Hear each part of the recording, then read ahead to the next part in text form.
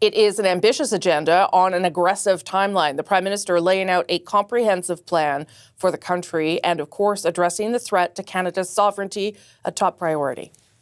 Our focus will be on both immediate trade pressures and the broader future economic and security relationship between our two sovereign nations. My government will fight to get the best deal for Canada. The two leaders will talk on Tuesday of trade, of course, and the future of the relationship between Canada and the U.S. Carney also, though, gave a sense on Friday of how he plans to govern, saying he's ready to work with opposition parties in this new minority government. Carney is also promising to help the Conservatives get their leader back into the House of Commons. Pierre Poilievre lost his Ottawa area seat, a riding that he held for more than 20 years, lost it to the Liberals, in fact. For the last week, Poilievre has been busy working the phones as he tries to speak to every member of his caucus and some failed candidates about his continued leadership. On Tuesday, as I mentioned, the Conservative caucus will gather in Ottawa for a post-election meeting. Obviously, I know this night is a disappointing night for New Democrats. We had really good candidates that lost tonight. I know how hard you worked.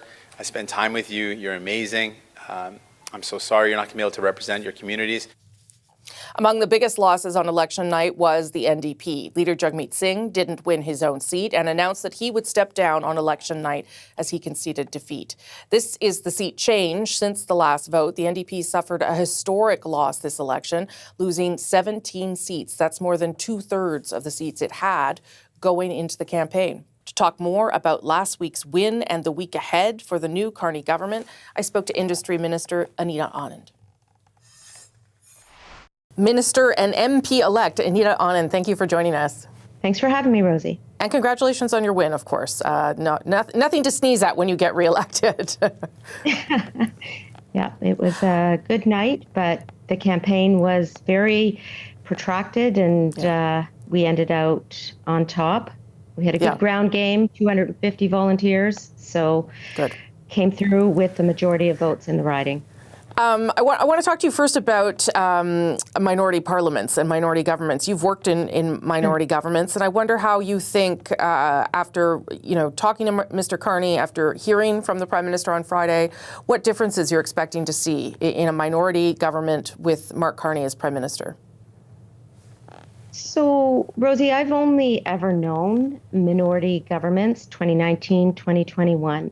And in both of those minority governments, we were able to accomplish significant things for the country. For example, we were the leader in vaccine procurement in the world by July 2021, bringing Canada through the pandemic with our work in this area. And then in the next iteration of a minority government, introducing pharmacare and dental care for Canadians.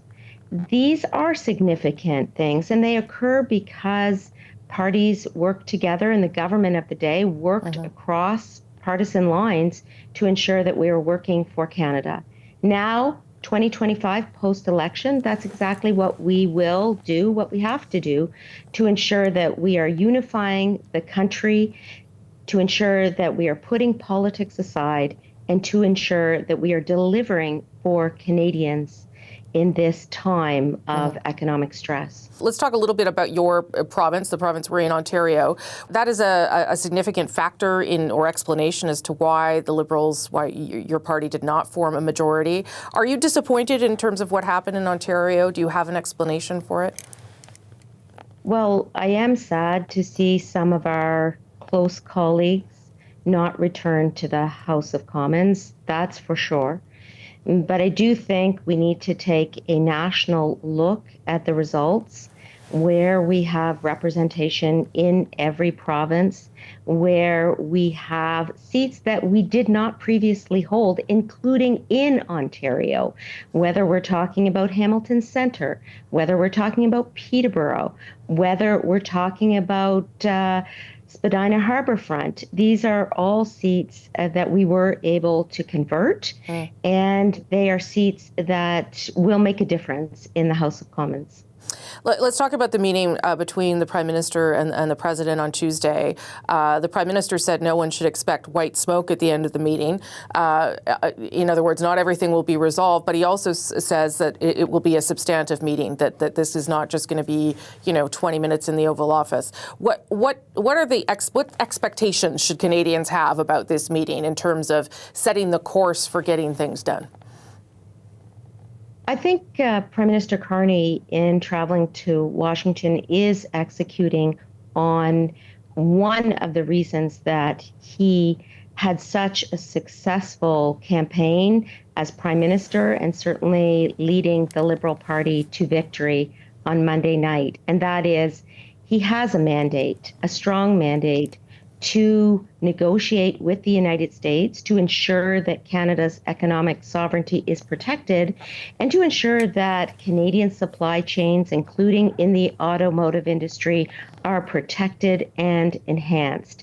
And so I'm very enthusiastic about the Prime Minister having this conversation in person with the President of the United States. And my hope and our hope is that this will be the continuation of a productive conversation and a productive relationship between our two countries. Sure, but again, what are the expectations? How far do you think a conversation needs to get in order to reassure Canadians that the Prime Minister knows what he's doing here?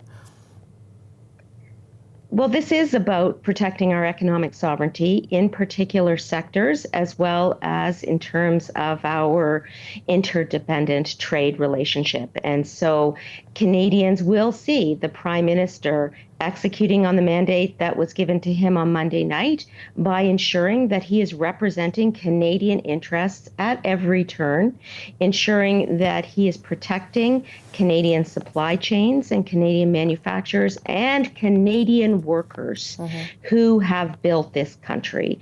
So in short, this is the beginning of their in-person conversation on a country-to-country basis, but it is certainly not the last conversation, and our hope is that it will continue to be that constructive relationship to ensure the economic sovereignty of our country and the resilience of the Canadian economy. How much do you think the opposition parties, given the way the election unfolded, I mean, primarily the Conservatives, how much do you think there is a need for collaboration in this moment? There has been, sort of good thoughts expressed in these early days. I'm not sure if it will last, but do you think that there is a window here for collaboration between political parties, particularly on this issue of the economic threats from Donald Trump?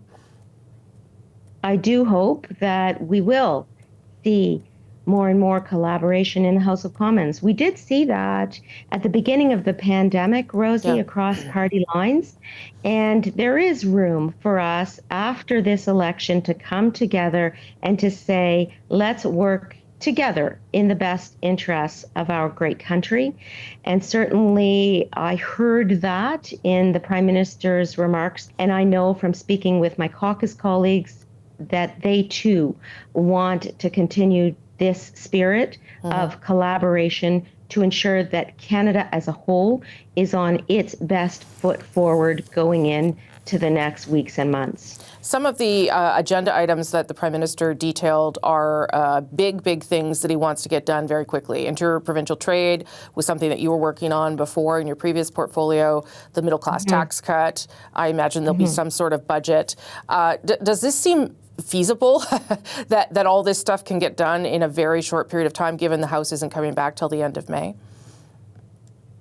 So let's be clear that many of these items were actually in our platform before going to the election. Yep. So these are items that have been carefully considered and addressed in terms of the overall fiscal frame.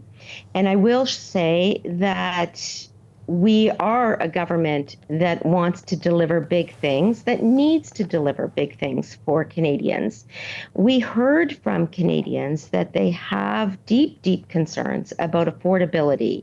Therefore, the middle class tax cut, increased housing, those items are going to make a significant difference.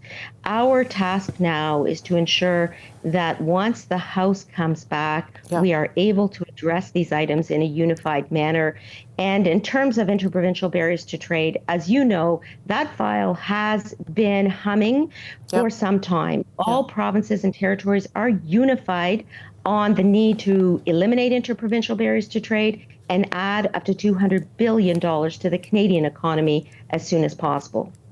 You are in cabinet now. Have you had any conversations about whether you're staying there, Minister? Well, Rosie, we're still putting away the furniture in our campaign office. So I'll just say that I will do whatever is asked of me, as I always have. And I will do that with believing that this is a deep privilege and honor to be a member of Parliament and to serve Canadians, especially during its time of need. Okay. Minister Anand, we'll leave it there. We'll speak again soon. Thank you for your time. Thank you so much, Rosie. The Conservative Party also made big gains this election, winning more than 40% of the vote and growing their seat count. But Pierre Poilievre lost his own seat in the Ottawa riding of Carleton. Poilievre will now try to get back into the House of Commons through a by-election that has yet to be called in the Alberta riding of Battle River Crowfoot. For more about the path forward for his party and their leader, I spoke to Quebec MP Gérard Deltell. Gérard Deltell, thank you so much for joining us. Good night, Rosie. And congratulations on your re-election, obviously, as well. Tell me what you take away from the election in terms of what worked for the Conservative Party and what worked for you. Well, obviously, we would have preferred to win and to win a majority government, but we respect the will of the people. So, yes, we recognize that we lost, but we also have to recognize that we grew up a lot. We have a lot of people voted for us, the best record since 1988 in the Mulroney years. We grew up in Ontario. We grew up in Quebec. Remember, we had 9 members. Now we have 11 members. We were around 20%. We are now nearby to 24. So we grew up in Quebec. We grew up in Ontario. We have 25 new members in the caucus, which is great. So we achieved great things, not enough to form the government. I'm not the kind of guy, who think about, moral victories and all that's losing stuff. No. Yeah. We would have preferred to win, but on the other hand, we recognize that we grew up. What do you think accounted for that growth? What were the arguments and the things that the party was putting in the window for Canadians that worked? Well, I think that we win the battle about the domestic issues. And, we did a tremendous job under Mr. Poilievre's leadership as an official opposition. We convinced a lot of people that we were on the right track. And even we convinced the Liberal Party to put aside Mr. Trudeau, to put aside their heritage of 10 years of governance, and also to pick up a lot of our ideas. So we did a good job as official opposition.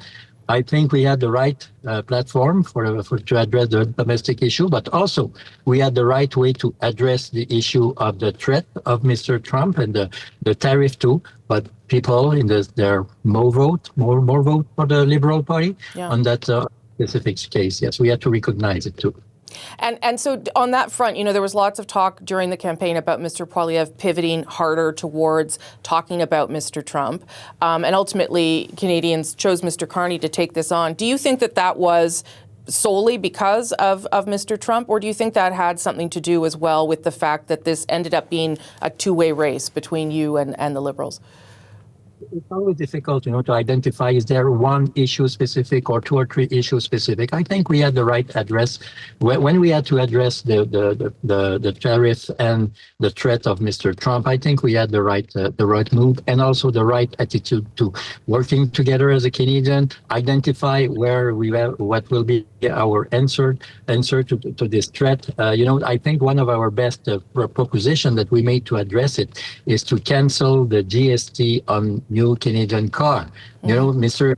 attack our auto industry. We respond with a very pragmatic attitude, giving more money in the pocket of the Canadian people, and helping the auto industry. I think that was a very wise proposition.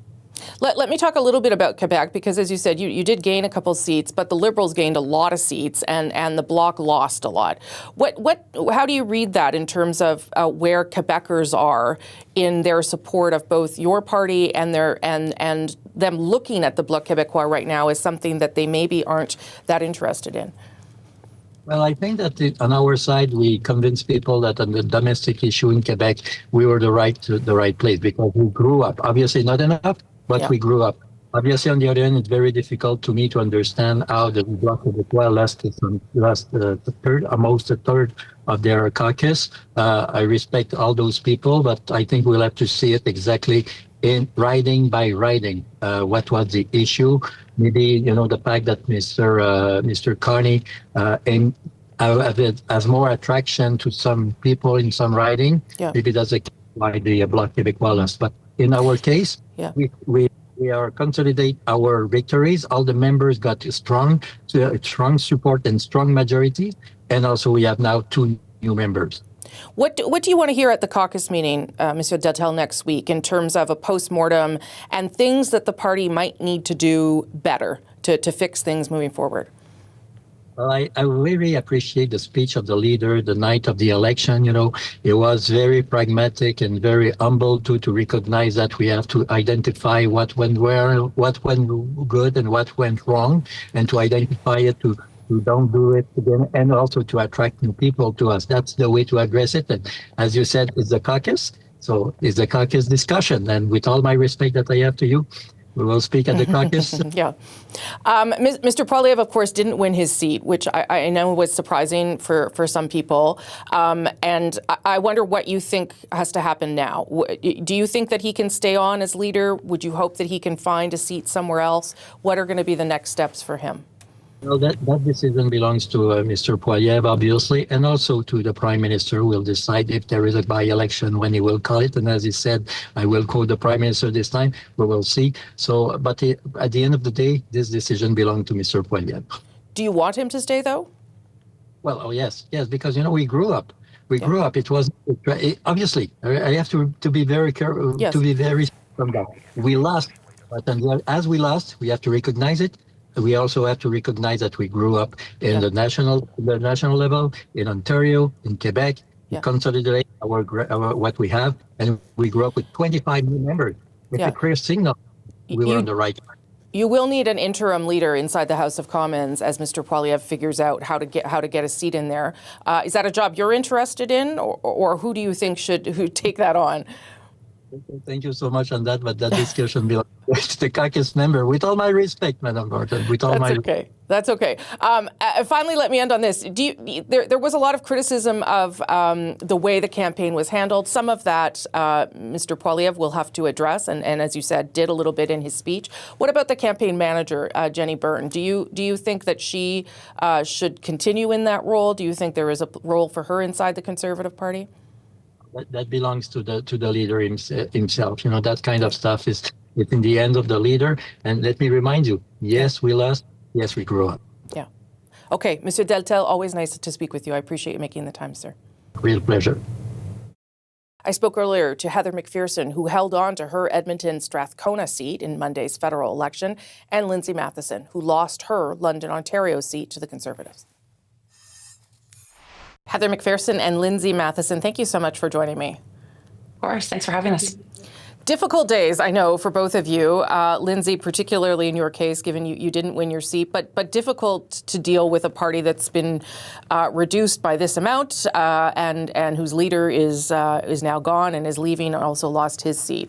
Heather, let me just start with you and ask you why you think that the party ended up in this space, why you're at 7 seats. Yeah, I mean, obviously it wasn't the results we were hoping for. But I think that what we know is that people were choosing to vote out of fear in this election. There's been lots of people talking about that, but the reality is, in my riding, there were a whole bunch of folks that were worried about a Conservative winning, about a Pierre Poilievre government. Across Canada, people were very afraid of what Donald Trump was going to do to our economy. So I think people were voting out of fear. They weren't voting on what they wanted for their country. They were voting about how to stop something else. Obviously, that shows that there's some problems with our electoral system. Obviously, that shows, that's not the way we want people to be thinking about our democracy. But I think that's the case in this election. Lindsay, what about you? Your riding was London Fanshawe. What was it that you were hearing at the doors that made you maybe at some point start to worry about your chances? Well, exactly what Heather spoke about. We certainly were hearing Trump, and the concerns, especially in southwestern Ontario. We are a manufacturing hub, and an automotive hub, and so that was playing a lot on people's minds.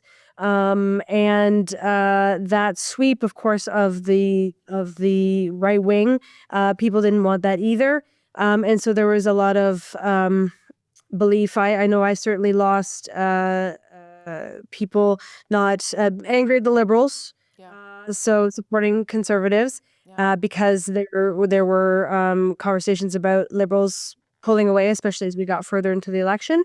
But certainly more concerned about what that Conservative lead or push within Canada meant, and they didn't want that at all. And so it was a combination of two sides pulling away. So you were sort of a victim of a vote split. It would be the right way to say it. Is that what happened to you, Lindsay? Yes, I was. And unfortunately, with all of those people who thought they had to vote Liberal in order to avoid that Poilievre majority government, in my riding, they got a Conservative. So as much, Heather said it absolutely perfectly. This shows some of the issues in terms of our electoral system and the changes that New Democrats have been pushing for a very long time, so that people are voting for something. People are confident that they can vote with their heart and their conscience. That's, I think, where we need to move forward. So Heather McPherson, with only 7 MPs, obviously the NDP is not a recognized party in the House of Commons. How is that going to impact the ability to do your work? What are you hoping? I don't know if there's conversations already happening with the government in hopes that maybe that could change. Tell me more about that. Yeah, I mean, I think we should be a recognized party because, frankly, we have the balance of power, and I think that just makes sense. That said, we're having conversations with the 7 of us, really good conversations about what this looks like going forward. And frankly, we were small in the last Parliament. There were 24 of us in the last Parliament, and we were able to get dental care through. We were able to get pharmacare through. We were able to make the government do things. You know, our role hasn't changed, Rosie. Our role now is to make sure the government fulfills their promises to Canadians, to make sure that they do what they've told us that they're going to do, and that we continue to fight for Canadians. You know, on Tuesday morning, houses weren't more affordable, groceries weren't more affordable, our healthcare system wasn't, was still under threat for privatization. So there's still a lot of work to do. It's going to be a lot of work, but there's 7 of us, and we're ready to do it. But you have a lot less leverage. I mean, not to quash your hopes and your optimism. And if you don't get recognized party status, you are going to be out of luck for a whole bunch of other things, whether it be, committees, money, questions in the House. And I wonder how difficult that will be to have influence with just 7 MPs. Well, this Parliament is made up of, there is a very strong opposition party and a very strong government party, and we are the ones that will be deciding, who stays in power. I think we've still got. I mean, I recognize that we've lost party status, but the way that the chips have fallen, the New Democrats are going to have a lot of leverage in this Parliament. And New Democrats are good at that. We're good at holding the government accountable and getting them to move on things they don't want to move on. Lindsay, it's only been a few days, so I don't know how much time you've had to sort of reflect on things and do your own postmortem, but are there things you think that the leader should have done differently or the party should have done differently? I would point to the fact, for instance, that it wasn't until later in the campaign that Jagmeet Singh started to really campaign on the issues of healthcare more aggressively and on the idea of helping to hold the government to account. Is there anything that should have been done differently, do you think, given the way this race unfolded? Well, I would argue against your analysis of that, Rosemary. Well, I certainly haven't done the fulsome campaign debrief, and I look forward to future conversations with New Democrats from coast to coast to coast. I certainly want to be a part of those conversations.